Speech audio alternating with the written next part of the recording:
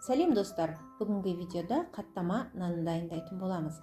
Қаттама нанды пешке пісіріп аламыз және майда отта пісіріп алатын боламыз. Достар, егер видео ұнаса, каналға тіркеліп, лайк басып, комментария жазып, қоңырауша белгісін басып қойыңыздар. Қаттама нанды дайындау үшін сары майдың 200 грамын алып, орташа отта табада аз ғана ертіп алатын боламыз.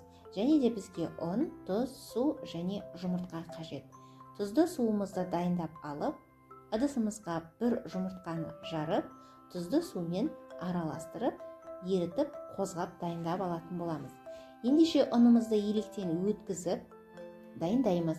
500 грамм мен 700 граммның аралығында бізге ұн қажет болады. Ұнның тығыздығына байланысты өздеріңіз байқап қарайсыздар. Қатты жұмсақ, қатты болып қалмауы қажет. Орташа жұмсақ қана қамыр дайындайтын боламыз.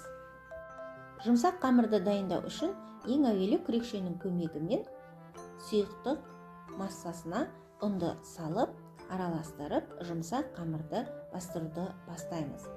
Қамырымызды бастыра отырып, қолымыздың көмегімен өте жұмсақ етіп, үстіне бір ас қасық зәйтүн майы немесе сұйық майын құйып, қамырымызды бастырып қоятын боламыз. Иленген қамырымызды 20 минутқа бастырып қойып, демін алғызамыз және дем алған июі қанып тұрған қамырымызды екі бөлікке бөліп, зуала етіп жасап, және де 5-10 минуттың көлемінде демалдырып қоятын боламыз. Әрине бір күлшені жаямыз, екінші күлшені орап, шетке қоя тұрамыз. Қамырымыз жұмсақ болғандықтан жабысуы мүмкін. Оқтаудың көмегімен ұнды үстелдің үстіне себе отырып, қамырымызды үлкейтіп жайып аламыз. Қамырымыз жұқа болып жайылғаны дұрыс болады.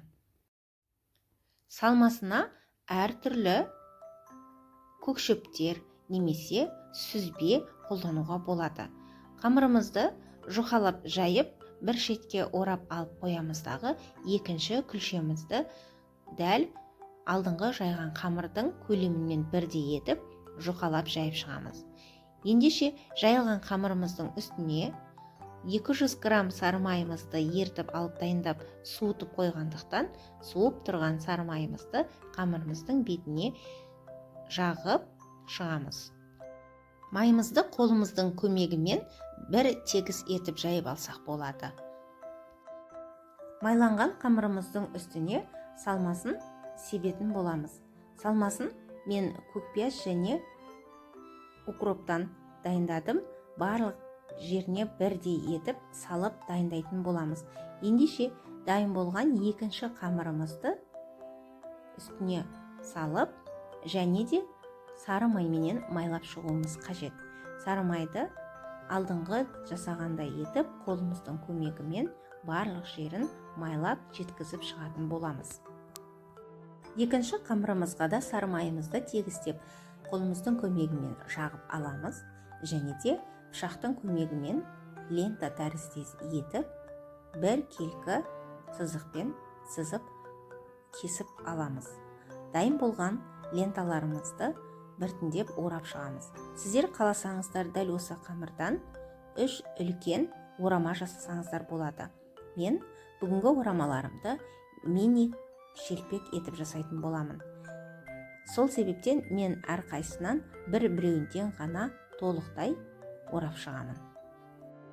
Әрбір лентаны жеке-жеке орама етіп орап дайындап аламыз. Сіздер өз қалауларыңызша үлкендігін үлкен етіп жасағыларыңыз келсе, дәл осы қамырдан 3 немесе 4 орама дайындауға болады.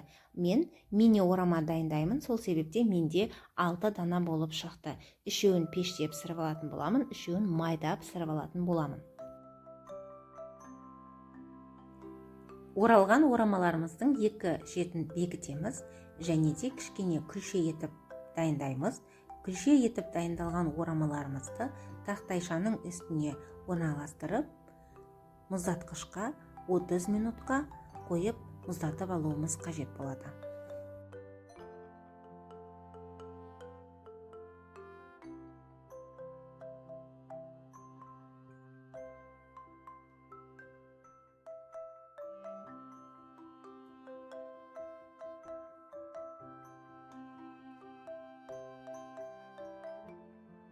Жарты сағатымыз өтті. Ендеше орамаларымызды біртіндеп алып, жайып, дайындап алатын боламыз. Тақтайдың үстіне күлшелерімізді алып, қолымыздың көмегімен жұқалап, жайып дайындаймыз. Пешіміздің просевенін алып, дайындаған орамаларымызды орналастыратын боламыз. Ораманың бетіне жұмыртқаның бір дана сары уызын алып, бір ас қасық сүтпен араластырамыз. Противенге орналасқан қаттамаларымыздың бетіне осындай жақпаны жағып шығуымыз қажет.